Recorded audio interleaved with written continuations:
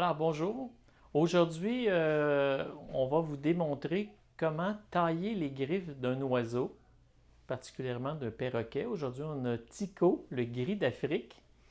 Alors, la taille de griffe, ce qu'il faut savoir, c'est que dans la majorité des cas, on la fait pour le client et non pas pour l'oiseau. Donc, la plupart des perroquets, les griffes sont pas longues, elles sont juste très pointues. Et lorsque le perroquet embarque sur le bras de la personne ou sur l'épaule, particulièrement l'été si on n'a pas de chandail, ça fait très mal. Donc, on lime les griffes du perroquet pour prévenir des blessures, surtout chez le propriétaire. Ça arrive que l'oiseau, pour des raisons de pathologie, va avoir des griffes trop longues. À ce moment-là aussi, on peut les tailler, mais la plupart du temps, c'est pour nous qu'on lime les griffes et non pas pour l'oiseau. Donc, il y a plusieurs instruments qu'on peut utiliser.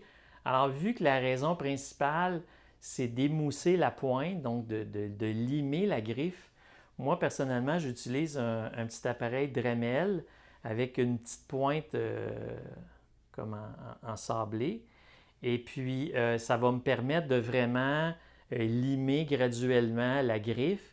Et si par malheur, on va trop loin, donc on enlève trop de griffes, la rotation, la friction de l'appareil va cautériser, ça va arrêter le saignement.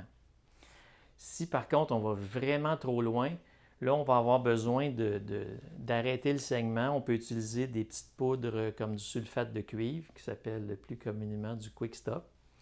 Et ça va nous aider à arrêter le saignement. Mais dans la majorité des cas, ça ne saigne pas.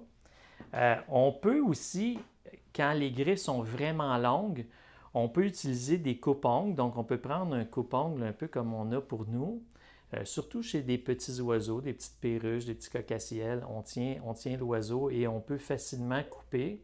Sinon, on prend un resco, là, un coupe-griffe, comme pour les chiens ou pour les chats.